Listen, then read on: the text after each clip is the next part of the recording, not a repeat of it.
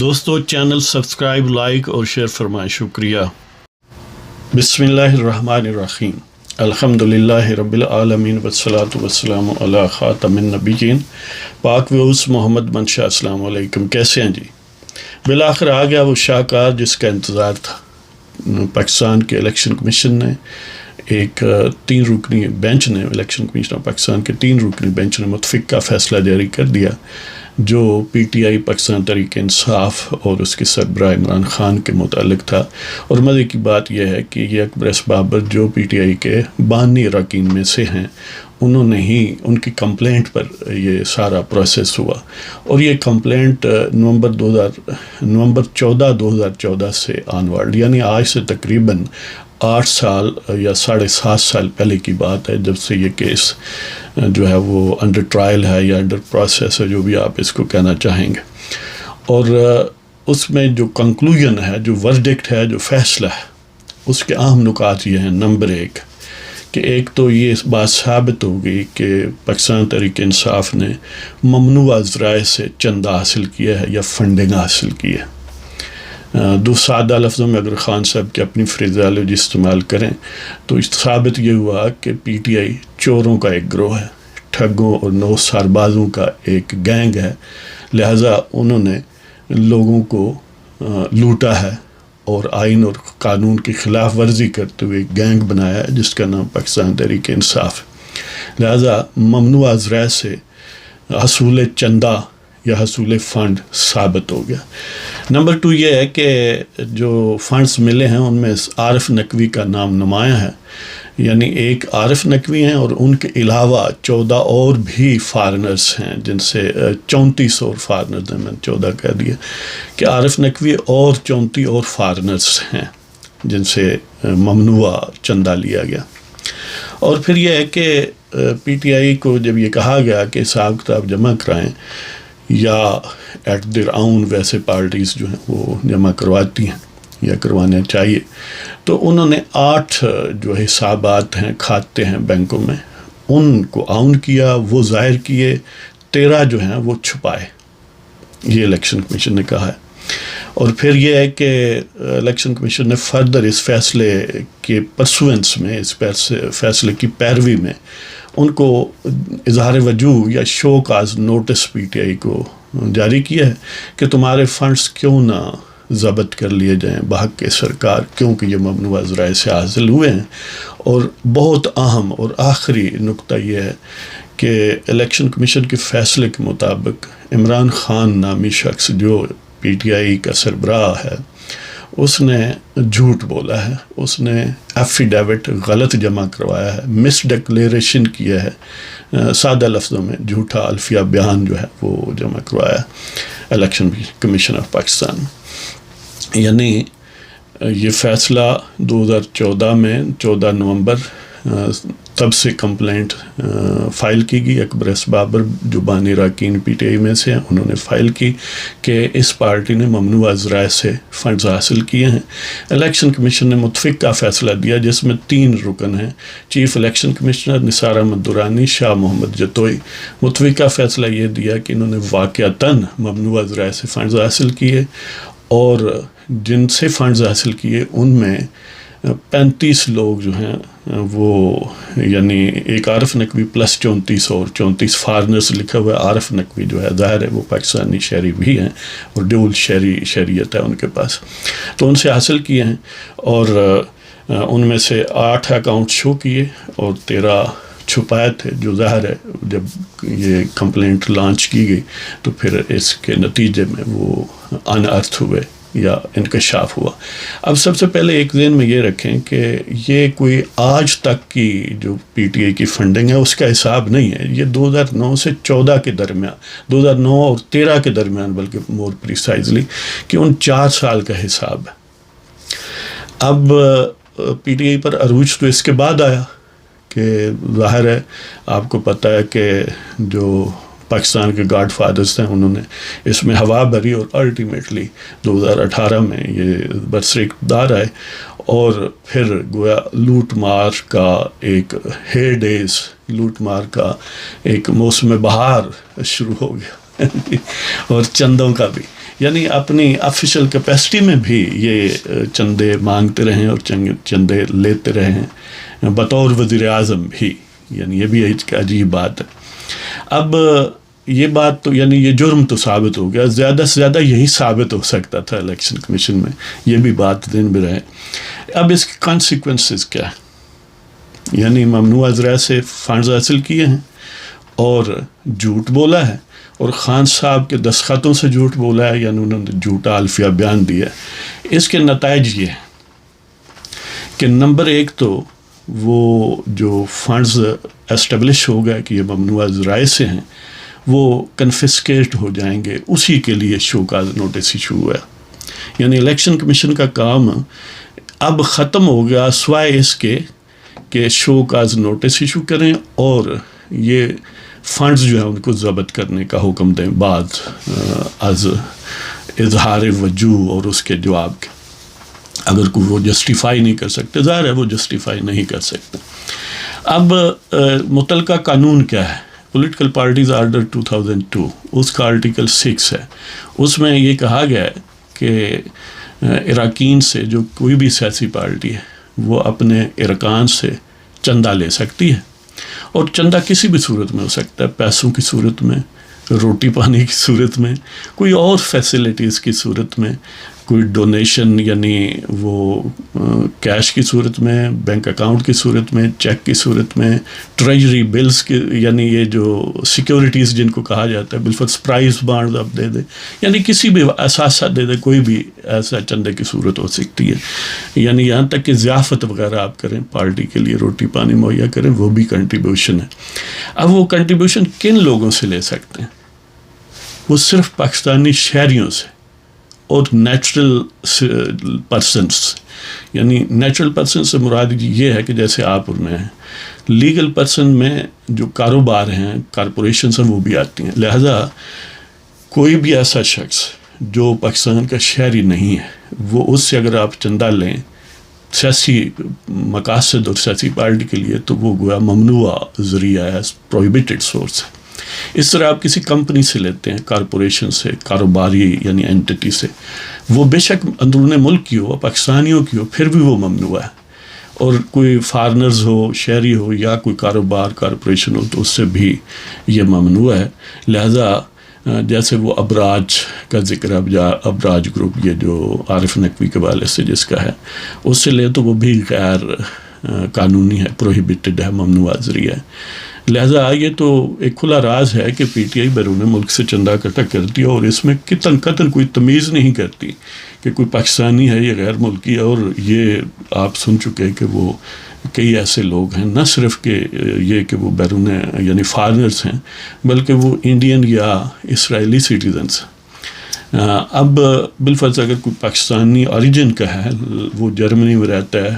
You کے میں رہتا ہے، امریکہ، کینیڈا، کہیں بھی رہتا ہے،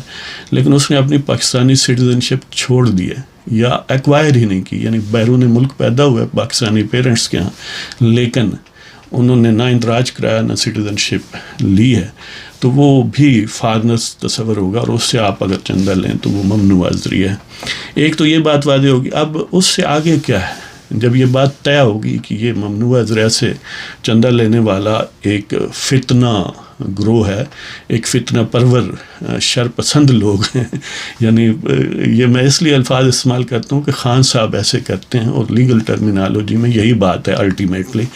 کہ کیوں روکا گیا ہے پارٹیوں کو بیرون ملک سے فنڈ لینے یا فارنرز سے فنڈ لینے، یا کسی اس لیے کہ پھر سیاست بالکل گویا ہوسٹیج ہو جائے گی دولت مند لوگوں کی اور بیرونی طاقتوں کی۔ آپ امیجن کریں نا کہ یہ اچھا پھر یہ ہے کہ پوری دنیا میں ہر ملک میں ایسا ہی ہے۔ مثلا امریکہ میں آپ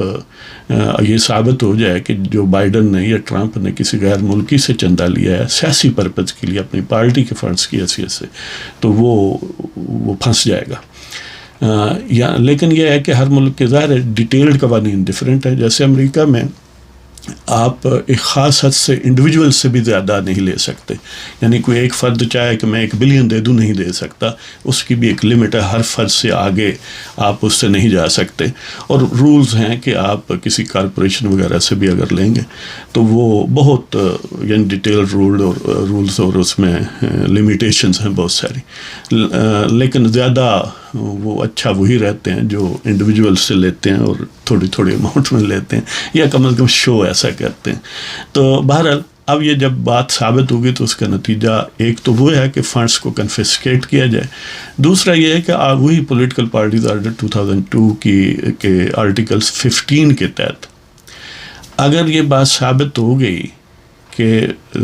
جو کوئی یعنی، اور یہ ثابت فیڈرل گورنمنٹ سیٹسفائڈ، میں وہ ایگزیکٹلی پڑھ دیتا ہوں کہ where the federal government is satisfied that a political party is a foreign aided party or has been formed or is operating in a manner prejudicial to the sovereignty or integrity of Pakistan or is indulging in terrorism, it shall make such declaration by a notification in the official gazette. یعنی اگر وفاقی حکومت اس مطمئن ہو گئی کہ کوئی سیاسی party جو ہے اسے بیرونی امداد سے چلایا جا رہا ہے یا بنایا گیا ہے اور وہ اس انداز سے آپریٹ کر رہی ہے کہ پاکستان کے اقتدار اعلیٰ یا اس کی سالمیت کے خلاف ہے اور دہشت گردی میں یا انوالو ہے یا یعنی اس طرح کی کوئی تخریبی سرگرمیاں ہیں، تو پھر اس چیز کا وہ نوٹیفیکیشن کرے گی آفیشیل گزٹ میں. یعنی حکومت پاکستان سرکاری جو اخبار ہے ان کا سرکاری جس میں نوٹیفیکیشنز ہوتے ہیں جس کو گزٹ کہتے ہیں، اس میں یہ ایک نوٹیفیکیشن ایشو کرے گی کہ فلاں پارٹی جو ہے وہ فارن ایڈڈ ہے یا وہ ٹیررزم میں ملوث ہے یا وہ prejudicial to the integrity of Pakistan ہے یا اقتدار اعلیٰ پر کمپرومائز کر رہی ہے. تو اس ڈیکلریشن کے بعد کیا ہوگا؟ اس ڈیکلریشن کے بعد وہ 15 دن کے اندر ڈیکلریشن یہ جو کیا ہے فیڈرل گورنمنٹ نے اس کو ریفر کرے گی، ایک ریفرنس فائل کرے گی سپریم کورٹ آف پاکستان میں، اور سپریم کورٹ اس سلسلے میں جو فیصلہ دے گا وہ آخری اور فائنل ہوگا، یعنی اس کے بعد اب کچھ نہیں ہو سکتا. مطلب یہ ہے کہ ان پروہیبٹڈ سورسز سے جب یہ ثابت ہوگی کہ پی ٹی آئی ایک فارن ایڈڈ گینگ ہے اور فیڈرل حکومت اس کے خلاف کیونکہ اب مطمئن ہوگی، چیف الیکشن کمشنر یعنی الیکشن کمیشن نے فیصلہ دے دیا اور متفقہ دیا کہ حکومت کو چاہیے کہ اب آفیشیل گزٹ میں یہ بات یہ نوٹیفائی کرے اور اس نوٹیفیکیشن کو بطور ریفرنس سپریم کورٹ میں بھیجے 15 دن کے اندر. اور پھر یہ ہے کہ جب یہ سپریم کورٹ میں اس ریفرنس کو یا اس ڈیکلریشن کو برقرار رکھا جائے گا، اس کو اپ ہولڈ کیا جائے گا کسی پارٹی کے خلاف، تو پھر وہ پارٹی اسی وقت تحلیل ہو جائے گی، shall stand dissolved forthwith. اب آگے جو آرڈر 16 ہے پولیٹیکل پارٹیز آرڈر 2002 کا آرٹیکل 16 ہے، اس میں پھر جب یہ پروسیس ہو کہ وہ پارٹی تحلیل ہو جائے تو اس کے نتائج کیا ہوں گے، یہ بات اب ہے. وہ نتائج یہ ہیں، اس کے اثرات یہ ہیں کہ کوئی پارٹی جب تحلیل ہوتی ہے پولیٹیکل پارٹیز آرڈر 2002 کے تحت، تو پھر اس کے جتنے اراکین اسمبلی ہیں، وہ سینٹ میں ہوں، وہ قومی اسمبلی ہو، صوبائی اسمبلی ہو، وہ ان کو ڈسکوالیفائی سمجھا جائے گا اور ڈسکوالیفیکیشن آئندہ 4 سال کے لیے ہوگی. لیکن اس میں ایک استثناء ہے کہ جب یہ ریفرنس سپریم کورٹ میں زیر سماعت ہو، اس دوران اگر کوئی پارٹی سے لا تعلقی کا اعلان کر دے اور اس سے استعفیٰ دے دے تو پھر وہ ڈسکوالیفائی نہیں ہوگا. ٹھیک ہے نا؟ لہذا اب پوری پارٹی جو پی ٹی آئی ہے وہ گویا at the disposal of federal government ہے. اب اگر فیڈرل گورنمنٹ کے تنے نازک میں جہاں ہے، اگر نہیں ہے تو پیدا کرے کہ وہ بھیجے سپریم کورٹ میں یہ اور اس پارٹی کو ڈیزالو کروائے. اور مزے کی بات یہ ہے کہ یہ صرف ابھی 2009 سے 13 تک کا 4 سال کا حساب ہے. اگر اس سے بعد کے حساب دیکھیں تو اس سے بھی کہیں بہت بڑے فراڈ اور نوسر بازیاں ہیں. لہذا اب وہ جو ڈسکوالیفائی ہوں گے وہ کسی الیکشن میں حصہ نہیں لے سکتے اس 4 سال تک، یا کسی منتخب دفتر میں منتخب آفس میں کام نہیں کر سکتے، کسی قانون ساز باڈی میں بیٹھ نہیں سکتے. تو یہ ظاہر ہے اس کا مطلب یہ ہوگا کہ پھر سارے حضرات جو ہیں وہ پی ٹی آئی کے انکلوڈنگ خان صاحب M N As, M P As, senators جو ہیں وہ فارغ ہو جائیں گے مجلس شورا سے اور صوبائی اسمبلیوں سے. اور ظاہر ہے اس والے سے بھی جب یہ بات یعنی سپریم کورٹ سے آگے آ جائے گی، طے ہو جائے گی، تو اس کا ظاہر ہے اس آرڈر کا نوٹیفیکیشن پھر آفیشیل گزٹ میں کیا جائے گا کہ یہ پارٹی تعلیل ہوگی، اس کے ممبر فارغ ہو گئے. ہاں جی، تو یہ صورتحال ہے جی. اب ظاہر ہے اس میں ایک تو فیڈرل گورنمنٹ کا رول ہے فیصلہ کن، اور یہ فیصلہ کن اس لیے ہے کہ اگر فیڈرل گورنمنٹ یہ مطمئن نہیں ہوتی تو ظاہر ہے کوئی کارروائی نہیں ہو سکتی. اگر وہ مطمئن ہے تو وہ ان کو ڈکلیریشن کرے اور ریفرنس بھیجے سپریم کورٹ میں. اور سپریم کورٹ میں آپ کو پتہ ہے کہ پی ٹی آئی کے ٹاؤٹس کا 3 رکنی بینچ موجود ہے، بندیال صاحب اور ان کے حاشیہ بردار، اور وہ چاہیں تو 4 رکنی بھی بنا سکتے ہیں کیونکہ ایک چوتھا بندہ بھی ہے نقوی صاحب، بلکہ ابھی تک ایک سجاد علی شاہ 5واں بھی ہے، وہ 14 اگست کو اگر چلا جائے گا تو پھر 4 گویا جو بالکل ثابت شدہ گوگی پرست ہیں وہ 4 رہ جائیں گے. لیکن جب یہ ریفرنس بھیجا جائے گا تو ظاہر ہے حکومت یہ استدعا کر سکتی ہے سپریم کورٹ کے، کیونکہ یہ بہت سینسٹیو نوعیت کا معاملہ ہے، تو اس میں فل بینچ تشکیل دیا جائے، فل کورٹ تشکیل دی جائے، کیونکہ اگر گوگی پرست لوگوں میں یہ بات رہی تو ماؤد ہوچی رہے گی جی. لہذا اب دیکھتے ہیں کہ مزید وہ اپنے منہ پر کالک ملتے ہیں، یعنی اگر ان کیس کے ریفرنس حکومت بھیجتی ہے تو ظاہر ہے پھر سپریم کورٹ کے یعنی چیف جسٹس بندیال صاحب کا پھر ایک امتحان ہوگا کہ جیسے انہیں خیر اس قسم کی شیم لیسنس ان میں گویا انگرینڈ ہے، تو وہ ڈھیٹ اور بے شرمی اور اس قسم کی چیزیں جو ہیں ان سے مبرہ ہیں. جس طرح انہوں نے پنجاب حکومت کو گوگی کے حوالے کیا جی، یا پنجاب کے سب سے بڑے ڈاکو کے حوالے کیا ہے، تو ظاہر ہے اس میں بھی ان سے کوئی اچھائی کی توقع نہیں رکھی جا سکتی. وہ گویا خان صاحب کے شیرو کی طرح ہی کام کریں گے، پی ٹی آئی کے ایک یوتھیا کی طرح ہی فیصلہ دیں گے. لیکن بہرحال پھر بھی حکومت کو یہ کوشش ضرور کرنی چاہیے، اس لیے کہ یہ اب 8 سال کی محنت ہے، اور اکبر ایس بابر کو ہم سلوٹ کرتے ہیں کہ جن کی استقلال، جن کی محنت، جن کے عزم نے بالآخر ان 9 سربازوں کو ان کے انجام تک پہنچایا ہے اور ان ٹھگوں کی ٹھگری کو منظر عام پر لے کے آئے ہیں. اور یہ پاکستان کے لیے بہت بڑی سروس ہے کہ ایک ٹھگوں کا گروہ ہے، نہ صرف یہ کہ وہ کذاب ہیں، وہ پاکستان کی آئیڈیالوجی، پاکستان کے عوام کا کلچر، تہذیب، ان کے اخلاقیات سب کو برباد کر کے رکھ دیا. تو بہرحال آپ سے اجازت لیتا ہوں، اللہ تعالیٰ پاکستان کو محفوظ رکھے. ہاں، اور وہ جو سنا ہے کہ پاکستان آرمی کے ایویشن برانچ کے ہیلی کاپٹر جو ہے وہ اس میں جو پاکستانی فوج کے افسران اور جوان ہیں یا عملہ ہے وہ شہید ہو گئے. اللہ تعالیٰ انہیں غریق رحمت کرے. اللہ تعالیٰ پاکستان کے لیے جنہوں نے بھی قربانیاں دی ہیں، جنہوں نے بھی شہادتیں لی ہیں، شہادتیں پیش کی ہیں، یا کوئی اور بھی قربانی دی، اللہ تعالیٰ ان کی ان کوششوں کو، ان کی قربانیوں کو قبول فرمائے اور ان کے درجات بلند فرمائے، اور ان کے لواحقین اور پسماندگان کو صبر جمیل عطا فرمائے اور انہیں نعم البدل عطا فرمائے. اور ساتھ ہی ہماری یہ بھی دعا ہے کہ جنہوں نے بھی پاکستان کو کھوکھلا کیا ہے، پاکستان کا آئین کو پامال کیا ہے، یا پاکستان کو کسی بھی حوالے سے محض ذاتی مفاد کے لیے، اپنی توسیع کے لیے برباد کیا ہے، یا 2 نمبر لوگوں کو لانچ کر کے اس کا تیا پانچا کیا ہے، اللہ تعالیٰ ان سے بھی حساب لے، اس دنیا میں بھی اور آخرت میں بھی. اور ان سے ہم برت کا اظہار کرتے ہیں اور بیداری کا اظہار کرتے ہیں. اجازت چاہتا ہوں جناب، خدا حافظ.